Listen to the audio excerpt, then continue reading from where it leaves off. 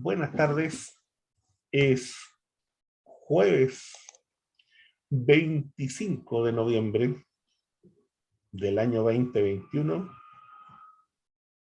Las elecciones fueron el domingo y son lo que son. Yo diría que mientras hago las presentaciones, ¿no es cierto?, con Florencia, que se reintegra al trabajo de crónica y a los comentarios, con Juan Andrés, que estamos en los caminos de la vida. Así es nomás. Así es nomás.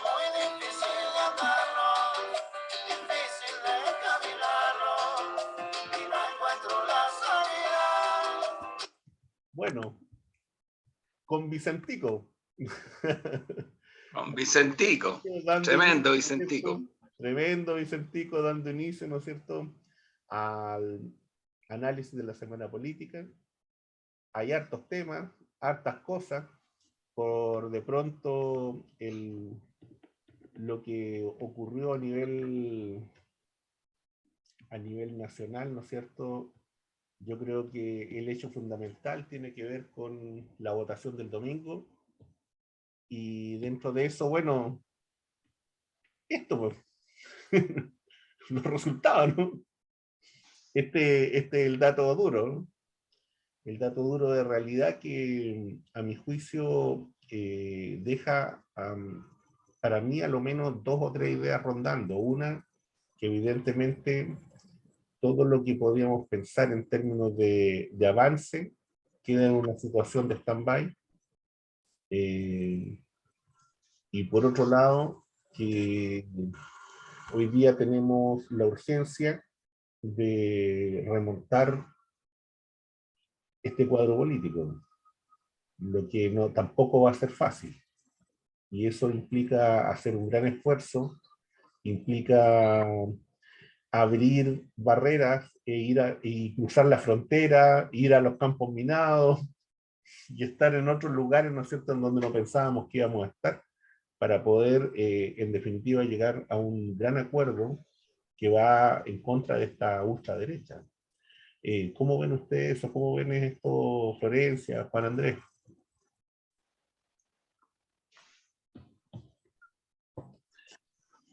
No sé si Florencia quiere partir o... Tienes que desmutearte, Florencia.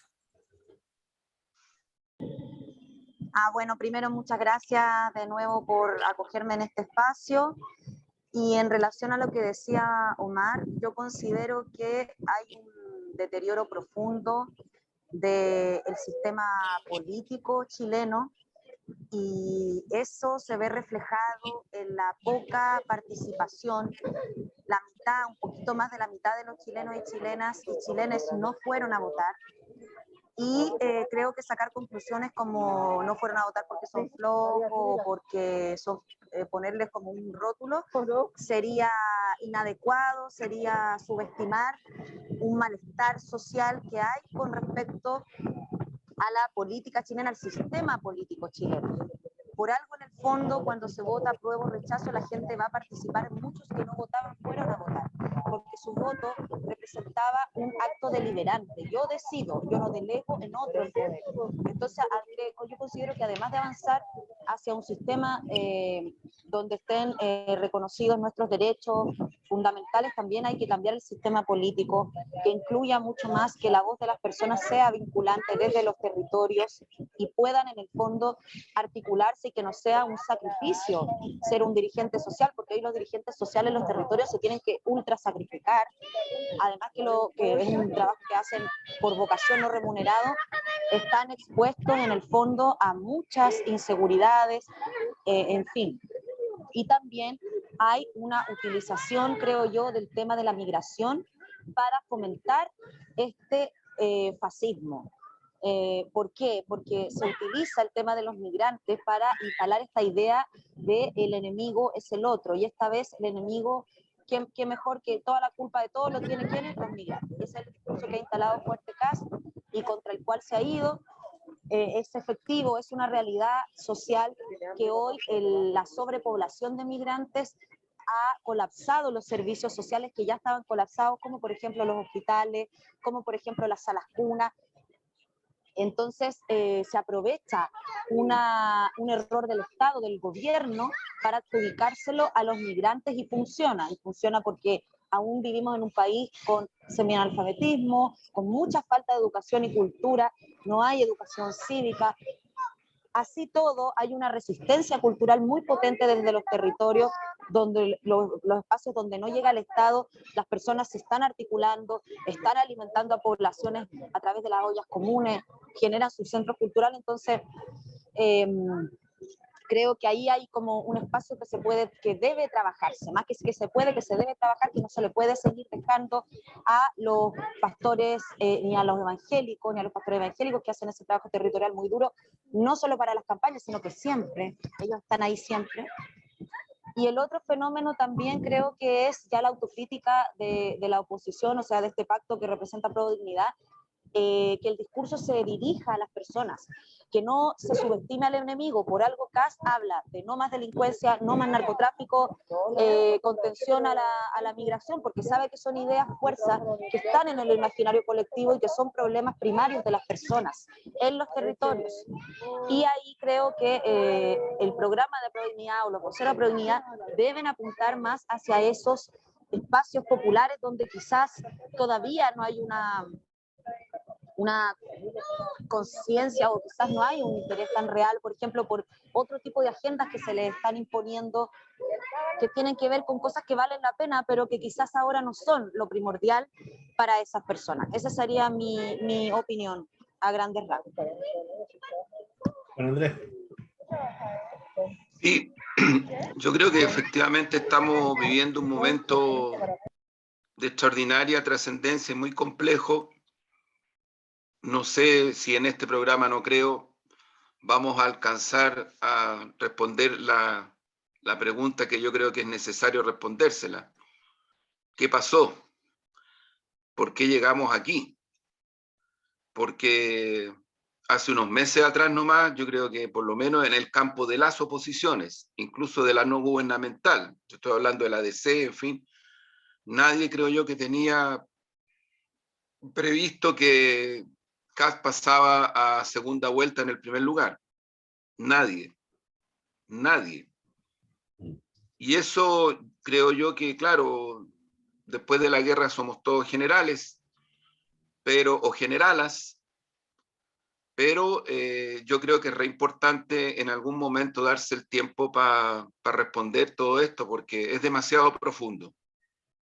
O sea, yo comparto con Florencia, si uno se imagina el Chile de las próximas presidenciales con un Kast en la moneda, con el parlamento que quedó, ojo, porque también los republicanos entraron al parlamento con una bancada, entran también otras fuerzas de derecha, entra también el partido de Parisi, el Partido Progresista de Marco Enrique no sacó ni un candidato, ni una candidata.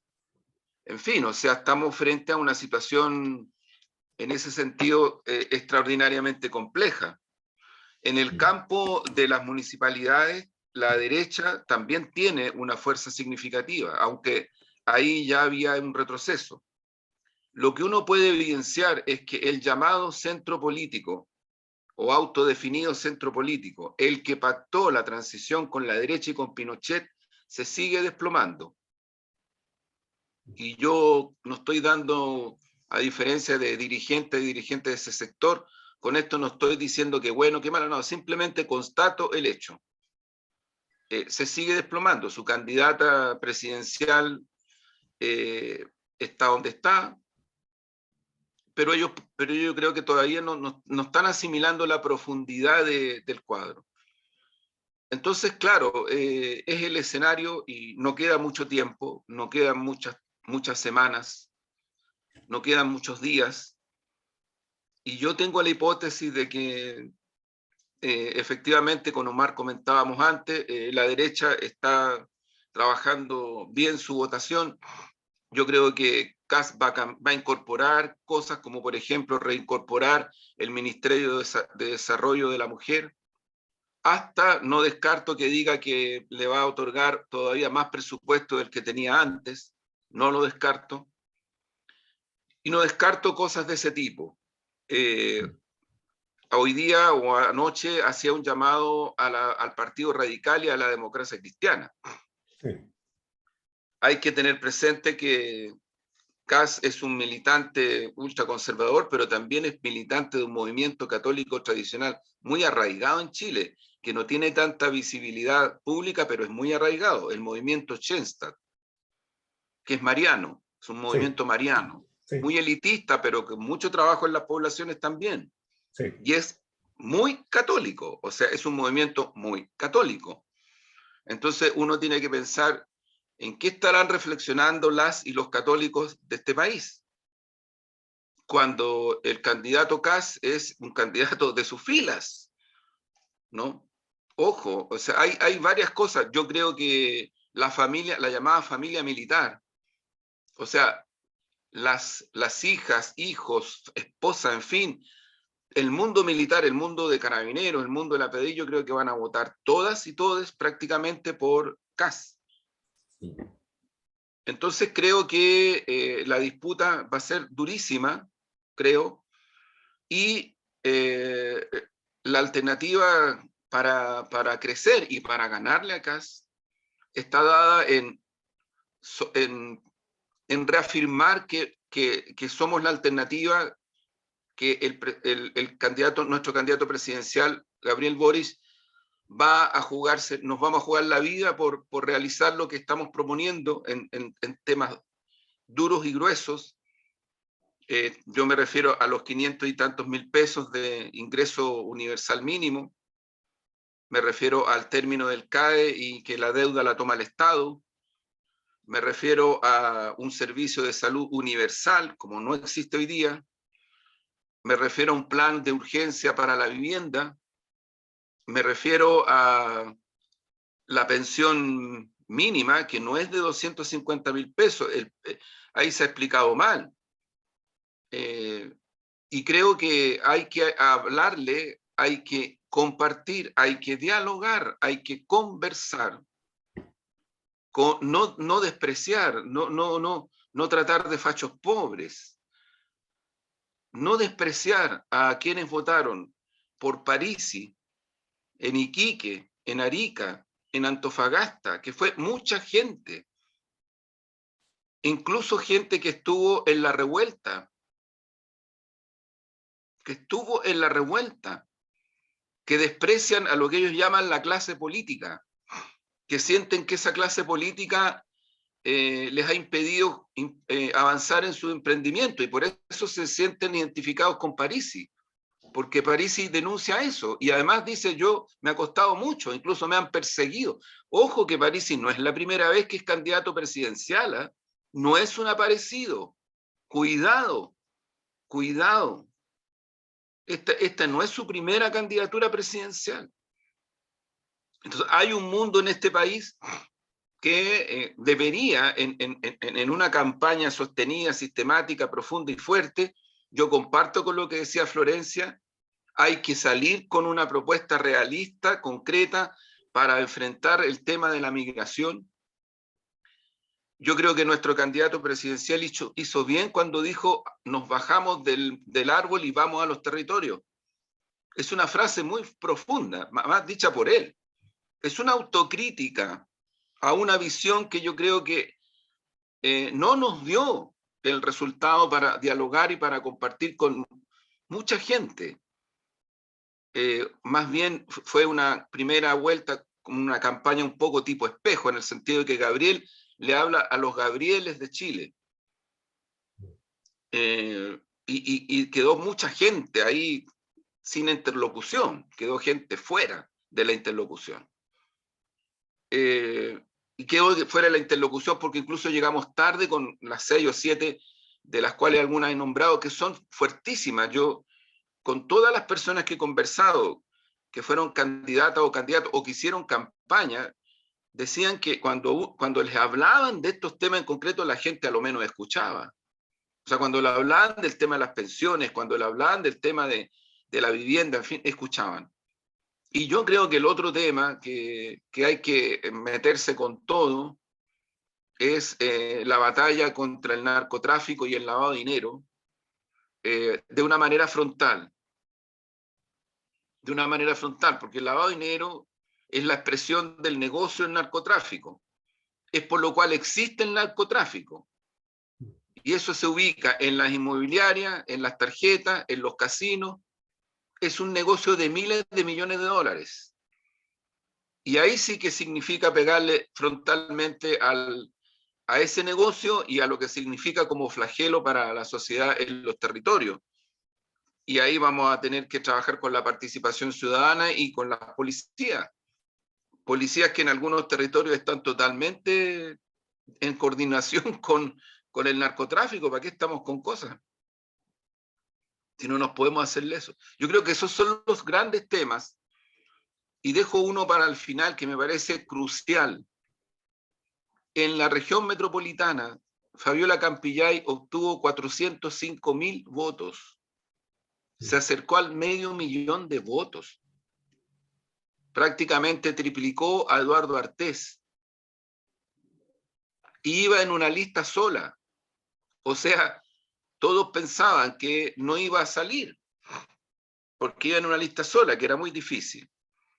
Y yo creo que esa gente, esas personas que votaron por Fabiola Campillay, va a depender mucho de nosotras, de nosotros, de nuestro candidato, que nos visualicen como una alternativa sin que necesariamente ella pudiera eventualmente incorporarse incluso más formalmente a la campaña o a una adhesión así más política. Yo creo que eso hay que dejarlo para un proceso para adelante. Hoy día no hay que centrar el tema en los compromisos, y creo que es muy errado, es erradísimo. Puede costarnos carísimo. Algo que alguien, y por ahí algunos andan diciendo de que hay que irse al centro. Es equivocadísimo. O sea, eso puede significar la derrota. La derrota. Y me preocupa mucho eso porque escucho de algunas voces provenientes de la concertación que han adherido y que han dado su apoyo a la campaña de Boris de hablar de esto. Me preocupa muchísimo porque por dos razones. Primero, porque políticamente no tiene ningún asidero. Ese es un sector que se está desplomando y que tiene que asumir la responsabilidad de los 30 años, la corresponsabilidad junto con la derecha. Ahora sí ellos siguen pensando que no, que todo ha sido fantástico, como Kast, y hay que mejorar cosas, pero no destruir, como Piñera. Bueno, ya es tema de ellos, está bien. Yo respeto mucho y valoro que hayan salido a apoyar a Boris, me parece buenísimo. Pero no puede venir el contrabando político a tratar de generar fronteras de límite a un proyecto que puede tener limitaciones, pero es el único proyecto de transformación que le puede dar credibilidad a esta ciudadanía que en primera vuelta no votó por Boris. Ojo, no votó por Boris.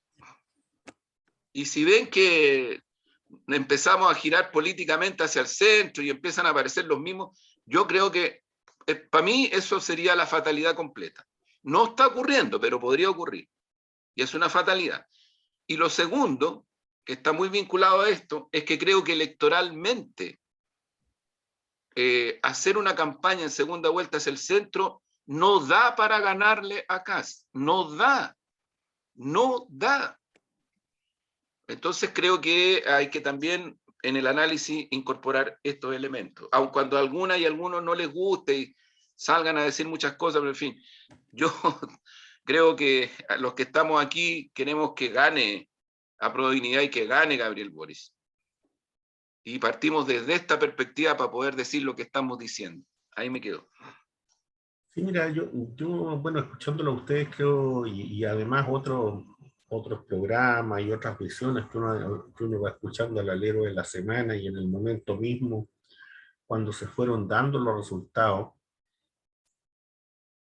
yo tengo la impresión que que evidentemente aquí entramos en un campo minado, entramos en una situación que se complejiza desde el punto de vista de la ejecución de un programa, ¿no? De la ejecución de un conjunto de ideas, que van a tener que entrar, ¿no es cierto?, a discutirse en el Congreso, donde la Cámara de Diputados es bastante un poco más favorable y el Senado está en otra condición hoy día. Que tampoco ha sido tan distinto antes, lo que pasa es que hoy día se derechizó un poco más. Eh, Tengo la impresión que ese cuadro implica, yo no sé si virar hacia el centro, pero sí aterrizar mucho más las ideas fuerza, darle un contenido de carne y hueso mayor, y que sea entendido por un sector más amplio. Lo que algunos han llamado, ¿no es cierto?, la campaña que estaba muy elaborada desde Ñuñoa. Yo creo que también hay algo de eso. Yo siento que hoy día el cuadro político se ha acelerado, y eso también lo conversábamos un poco antes con Andrés, que cómo el cuadro político se ha ido acelerando de una manera impresionante, de cómo, por una parte, Kast y el mundo de la derecha, ¿no es cierto?, va sumando los apoyos que corresponden, y hay algunos que están en entredicho, pero que lo más probable es que se sumen, pero cada día que pasa, cada hora que pasa, tiene su costo. Y por otro lado, ¿no es cierto?, dentro del mundo de Apruebo Dignidad y de la candidatura de Gabriel, también se va produciendo esto mismo, ¿no? De que se van generando nuevos apoyos, se van generando, ¿no es cierto?, nuevos rostros, se van integrando gente al comando. Esta señal que da Isquia, que es muy poderosa, de venir y salir de la presidencia del colegio médico, ¿no es cierto?, para integrarse al trabajo abierto y directo. Eh, Creo que esos son elementos que están hoy día sobre la mesa.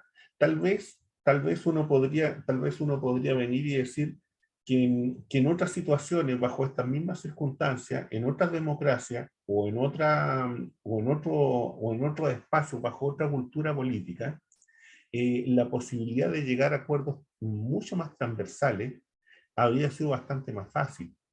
Pensando en el ejemplo francés y en otros ejemplos también, frente a discursividades tremendamente agresivas que, que están, ¿no es cierto?, en el aparato cultural del mundo de José Castro, que ni siquiera, que puede que sea él o no, pero que su presencia, su discursividad, su forma de actuar y su forma de ser, permite que esas discursividades estén a su alrededor y lo circulen y lo circunden. Yo creo que ese es un tema, que hoy día está en el centro, ¿no? Cómo al alero de los comandos y cómo al alero de esta batalla de ideas y de esta batalla de convencimiento se va dando hoy día, ya no solamente en los medios de comunicación, en este espacio hacia quien le hablamos, sino que hoy día está instalado en la calle, está instalado en el kiosco, está instalado en los negocios, está instalado en la familia, está instalado en los WhatsApp. Yo creo que yo creo que en ese sentido es un espacio de politización de la sociedad que es muy fuerte, y muy duro también, tanto para quienes van a participar como para quienes no van a ir. ¿Cómo ves eso tú, Florencia? Que, está, que estás disfrutando de la tarde de parque ahí, que envidia. Desmuteate. Bueno, yo creo que, como decía Juan Andrés, no queda nada de tiempo y habría que empezar a desplegarse ya con mucha fuerza, como lo está haciendo el candidato y como lo han estado haciendo varias personas, pero quizás con más fuerza desde los territorios, porque hay que recordar que Kast parte de ese piso, pero él ahora va a crecer más. Él parte del resultado que tiene. No es que llegue ahí y nosotros lo vamos a alcanzar, no. Él de ahí parte y va a seguir creciendo. Además que su campaña es buenísima. Es excelente lo que está haciendo. Él es como la nueva versión del nazismo, pero en versión así ordenada, buena. Esa es la otra cuestión, el orden, el tema del orden. Estamos en tal caos en nuestra sociedad por la crisis sanitaria, económica, migración, todo, delincuencia, narcotráfico, que lo que más pide la gente en la calle es orden, porque además también tenemos una cultura autoritaria instalada en nuestra sociedad, que la dejó muy instalada la dictadura y la subjetividad, que está asociado como la mano dura con la estabilidad. Por eso la gente pide carabineros en las poblaciones, la gente, y orden. Y esta imagen ordenada, simpática, pero ordenada, que da Kast, cuando va a celebrar su triunfo, está él solo, su mujer, la bandera de Chile, limpio el escenario, orden. Versus al frente que tenemos quizá algo no tan, no sé, como definiéndose quizás.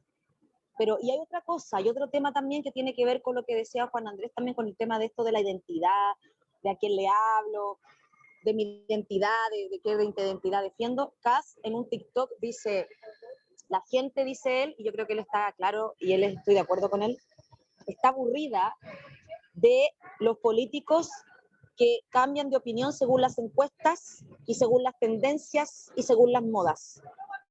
Las personas quieren gente con convicciones que sean, en el fondo,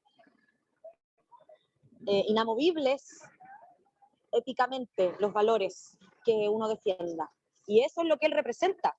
Y por algo él está en esa línea. Entonces, creo que ahí falta entender quiénes son y quiénes componen este pueblo tan diverso, con tantas expresiones distintas y plurales y culturales distintas, tan abandonado además, tan cansado de todo este sistema. Eso creo yo. Andrés. Estás muteado. Estás muteado, Juan Andrés.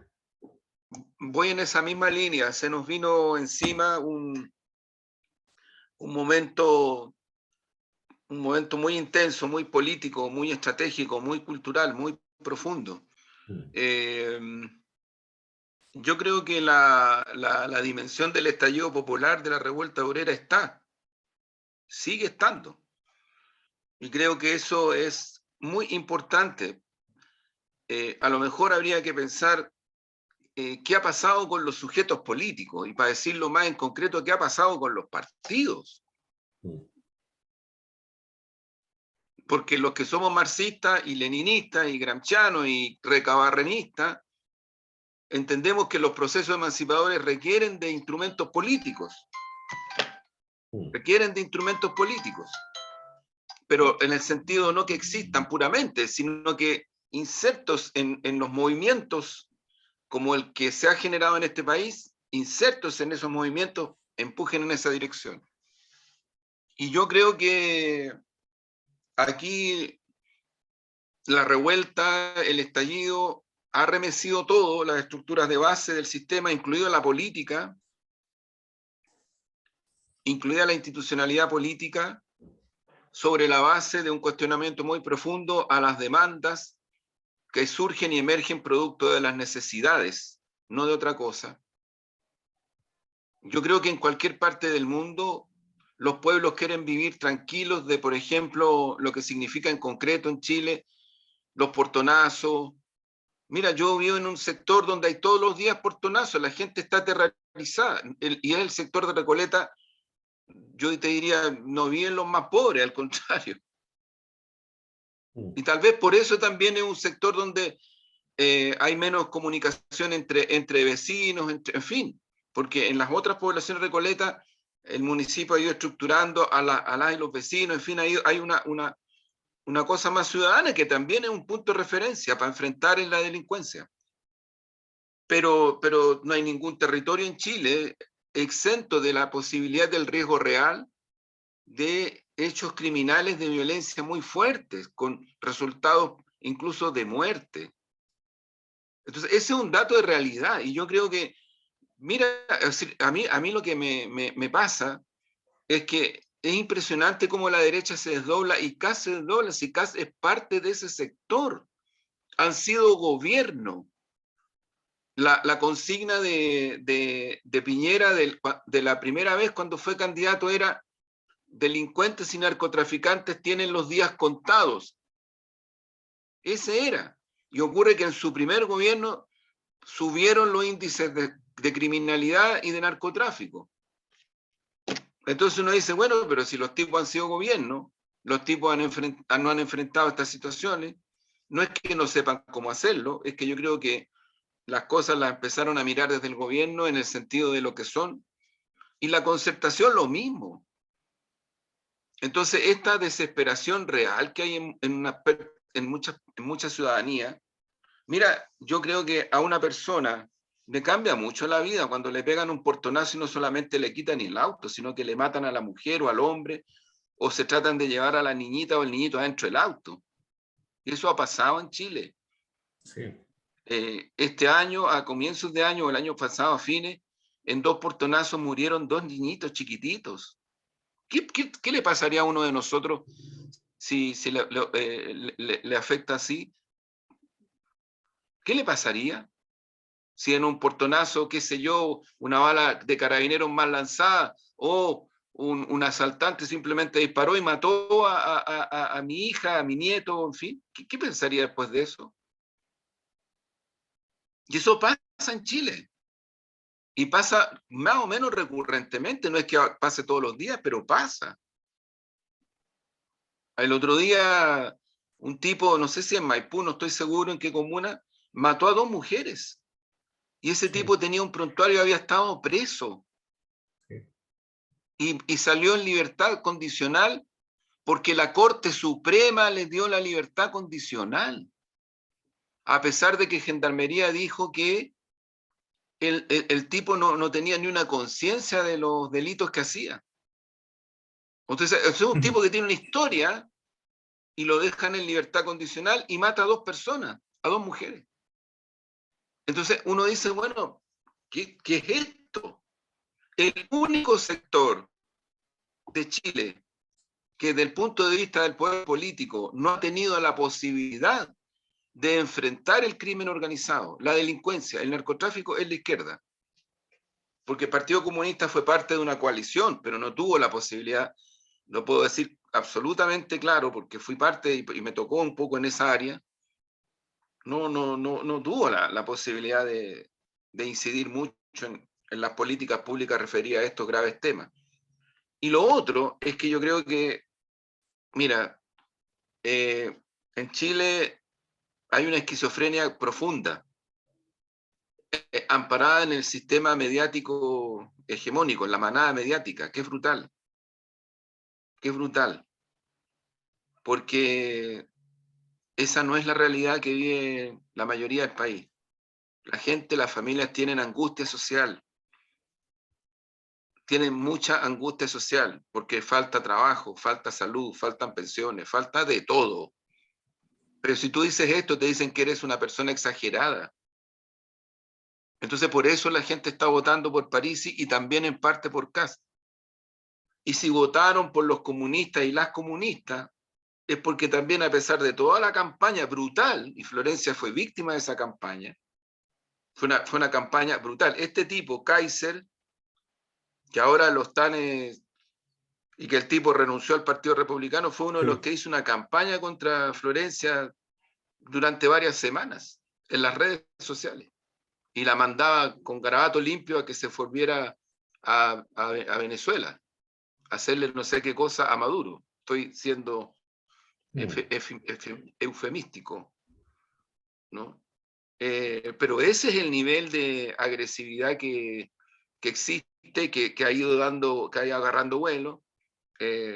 Hay comentaristas de televisión que jugaron y han dado mucho en contra de los comunistas y asociando Venezuela con la migración, mucho.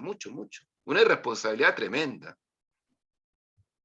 A pesar de todo eso, las representaciones comunistas logran avanzar en votación, logran una cierta adhesión ciudadana, pero extraordinariamente agredida. muy agredida, tratando de componer en términos de que lo decía el secretario general de la Democracia Cristiana en Radio Cooperativa, a Jadwe lo esconden como Alfie. Claro, como Alf. ¿Sí? Como Alf, lo esconden como Alf. Esa fue la figura, la caricatura que usó. Secretario general de la Democracia Cristiana. Y Genaro Herragada y Goich y otros más dicen el problema de Boric no es él, es que está asociado al Partido Comunista. O sea, entre eso a lo que dice Kast no hay mucha distancia. O cuando Genaro Herragada en el primer café de Cooperativa dice es más peligroso el paramilitarismo que el militarismo en la Araucanía. El militarismo en la Araucanía es que por tercera vez se aprobó la extensión del estado de excepción con todas las Fuerzas Armadas metidas allá y con la Marina de guerra, en fin. Es más peligroso, dice, el paramilitarismo. Se está refiriendo a los mapuches. ¿Por qué dice? Porque el paramilitarismo debilita el Estado de Derecho. Entonces, llegamos a este punto, yo digo, habrá que preguntarse en profundidad, a lo mejor en otro programa, cómo llegamos a esto, pero sin duda que ahí uno puede ampararse en Gramsci, en Dimitrov, en personas que han estudiado mucho el neofascismo y que dicen, entre otras cosas, que cuando los pueblos se abren camino, aparecen los peores monstruos. Los peores monstruos. Y por lo tanto no queda otra que apelar y estar con los pueblos de Chile. Y que sigan. Mira, una de las cosas más bonitas que está produciéndose en estas horas es que más allá de lo que puede hacer la campaña de Gabriel Boric y los partidos que formamos parte de la Prodignidad, hay una cantidad de reacciones populares y sociales que se están empujando porque están observando lo que está pasando y ¡pa! Están agarrando tremenda fuerza. Esa es la lógica de la nueva democracia. Yo comparto con Florencia eso. En las elecciones, en la lucha popular, en todo. Al final, quienes hacen los procesos son los pueblos, no los partidos. Y yo lo digo siendo dirigente de un partido. Tenemos que convencernos de eso. Si vamos a ganar, vamos a ganar porque va a haber mucha gente que va a votar por Boris. Y si vamos, como Omar, tu pregunta, y si vamos a sostener un gobierno con las características que tiene el Parlamento, es porque los pueblos van a estar dispuestos, incluida la constituyente, a defender este proceso que ha costado mucho. Pero si volvemos a la lógica de la fatigada democracia representativa, a las negociaciones espurias en el Parlamento, sin que quede claro qué pasó, mira, yo te digo, la ciudadanía le va a pegar una patada en el trasero al gobierno de Gabriel y de Prodignidad. Y no creo que ni Gabriel ni el gobierno de Prodignidad, porque Florencia en eso tiene razón, estemos dispuestos a eso. No estamos dispuestos a eso. Nosotros no somos de la política de los consensos noventeros. Tenemos diferencias con el Frente Amplio, y no pocas, pero en eso estamos claros. En eso estamos recontra claros. O sea, eso sería un error garrafal que cometeríamos dado estas circunstancias que estamos viviendo. Y yo creo que la gente de la concertación tomen conciencia de su responsabilidad histórica frente a este momento. Porque de otra manera, yo creo que van a jugar un rol nefasto en el proceso que viene.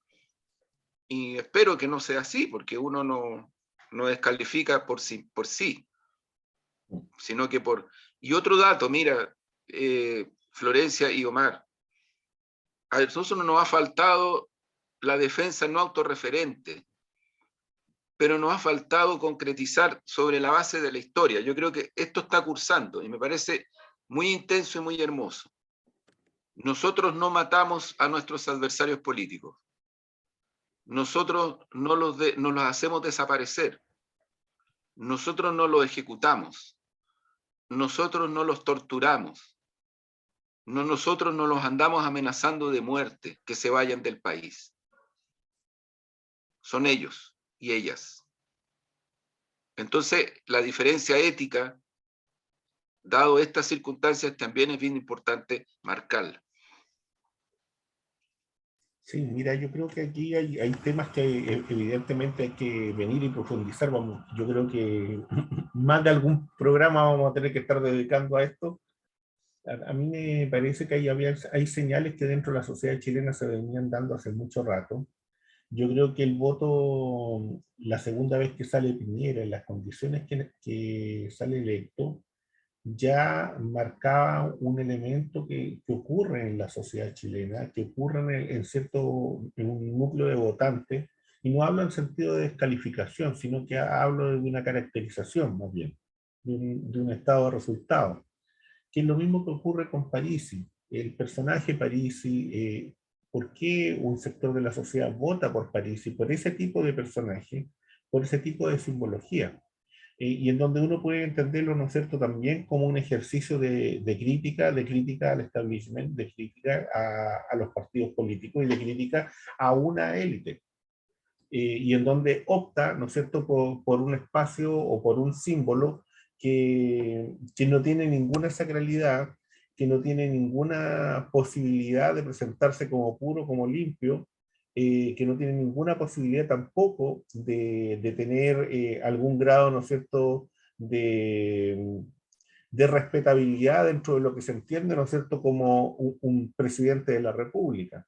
Pero que sin embargo obtiene ese grado de apoyo, y si lo obtiene es porque hay algo en su discursividad, es porque hay algo en lo que él y quienes están en el partido de la gente fueron proponiendo, que hizo sentido, y que hizo sentido a un montón de personas. O sea, y lo que hizo sentido tiene que ver, ¿no es cierto?, con algunos elementos propios de la campaña, con algunos tópicos que se estaban tocando, que tienen que ver con el hecho de cómo ir resolviendo ciertos problemas ahora, a pesar, ¿no es cierto?, de que hay soluciones que van a tener que ser a largo plazo. Por ejemplo, frente al tema de las pensiones, que es cierto que tiene que haber una transformación de la AFP, pero el punto es cómo resolvemos ahora, hoy, de aquí a un mes, de aquí a 40 días, el tema de las pensiones de las personas que están con problemas hoy. Y frente a eso hay que tomar decisiones, y hay que tomar decisiones que pueden ser inmediatas y que incluso pueden darle algún tipo de respiro al propio sistema, pero hay que hacerlo, y hay que pensar cómo se hace eso, qué elementos son los que hay ahí que podemos hacer ahora. Por ejemplo, el bajar, ¿no es cierto?, el número de edad. Si el número de edad está 110 años, bajarlo, y eso trae un impacto. Por ejemplo, el venir y alterar la ley Lago, ¿no es cierto?, que significó que el costo de las pérdidas lo tienen en este caso los trabajadores y las trabajadoras, por ejemplo. Y eso sí se puede hacer, y se puede hacer hoy. Y eso son señales importantísimas. Más allá, ¿no es cierto?, de que todos queremos, o por lo menos un sector de la sociedad quiere que la AFP dejen de existir. Pero el punto es qué es lo que se hace ahí, en términos directos, en términos claros, como también en términos, ¿no es cierto?, del propio proceso de inmigración, porque Chile es un país que no resiste el número de inmigrantes que tiene. Si eso también es una realidad, no lo resiste. Nuestro sistema, ni el sistema de educación, ni el sistema de salud, ni el sistema social resiste una cantidad así en términos del proceso migratorio. Y frente a eso hay que tomar decisiones que pueden ser fuertes, que pueden ser duras, pero que hay que hacerlas, con perspectiva también. Yo creo que eso y otros temas, ¿no?, como el tema que tú planteas muy claro, Juan Andrés, el tema de la delincuencia. Yo creo que es un temazo, y hay que afrontarlo, y hay que asumirlo, y hay que dar una batalla dura con todo lo que eso puede significar, porque evidentemente que eso va a tener costos, y no pocos, como ocurre en otros lugares. Pensemos en México, pensemos en Colombia, pensemos en otros lugares donde la lucha contra el narcotráfico, cuando se da, y cuando se da en serio, trae costos en vida, y trae costos en vidas para quienes están en la disposición de venir y quitar espacios, en este caso, ¿no es cierto?, a los narcotraficantes. Les dejo un último espacio para que se despidan. Bueno, muchas gracias por la invitación. Recordar que aún estamos con el tema pendiente de la aprobación de la ley de indulto general para dar la libertad a las y los prisioneros políticos que ya llevan más de 2 años esperando en prisión preventiva, hay otros que han sido trasladados a Colina 1, hay quienes les han permitido ir a cumplir la prisión domiciliaria preventiva en sus casas, producto de que las pruebas no son suficientes. O sea, una vez más se corrobora que los presos políticos son víctimas de montajes de carabineros, de montajes de la PDI, y que tanto el Poder Judicial como la Fiscalía, como los medios de comunicación y el gobierno han operado en conjunto para criminalizar la protesta social. Eso ya es una evidencia. Entonces, sería importante que ojalá gane Gabriel Boric, y una vez que gane, él con sus facultades presidenciales consulte a quienes hicieron posible que hoy se esté redactando una nueva constitución. Esa sería mi despedida. Ya pues, Florencia, bienvenida nuevamente, bienvenida después de ese proceso duro y largo de campaña. Juan Andrés. Sí, bienvenida también, Florencia, a este espacio de nuevo, y felicitaciones de verdad por la tremenda campaña. Y porque también fue electa la Carmen, que es una tremenda luchadora social. Sí, pues. Hay que seguir luchando, hay que seguir para adelante. Y creo que solo digo, ojalá podamos tener en los próximos programas espacio para poder conversar, para poder explicarnos lo que está ocurriendo y proyectarlo, sin duda, proyectarlo. Pero hoy día la tarea de las tareas es lograr que la gente que no piensa como nosotros, que no votó por Gabriel, tomen la decisión y con mucha humildad conversar, dialogar, compartir, escucharlos y tratar de darles razones y emociones para que efectivamente voten por el candidato de Prueba de Dignidad. Yo creo que no hay que permitir este imaginario de esta zanja cultural entre un Chile y otro. Yo creo Así que si es. aceptamos esa idea, estamos derrotados como país, estamos derrotados como comunidad. Porque hay formas y estilos distintos, hay personas que piensan distinto, que tienen, no sé, pues tienen formas de vida, valores que son distintos y todos tenemos que compartir y hay que ir a votar. Ese es el elemento central. Quiero despedirme, más que con, generalmente se hace con un poema personal, pero me llegó a través de WhatsApp un poema, un trabajo de una chica española, que fíjate que lo encontré muy bueno y creo que a veces uno tiene que venir y rendirse a que hay otras voces y que están dando cuenta de lo que está ocurriendo, no solamente, que no le da sentido solamente a lo que ocurre en Chile, sino que lo que está pasando a nivel global, porque estos problemas, ¿no es cierto?, de las ultraderechas y de estos grupos que son identitarios, que son muy duros, muy fuertes, eh, están en muchos lugares, están en muchos lugares, entonces los dejo para despedirme y despedir el programa con este verso de esta chica, que es estremecedor. Espero que lo puedan escuchar.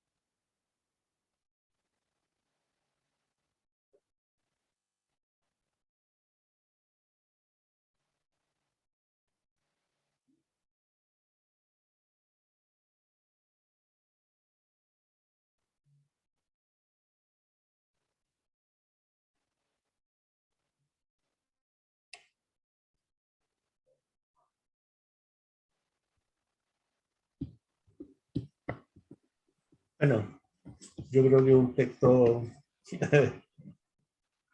que sin palabras, ¿no?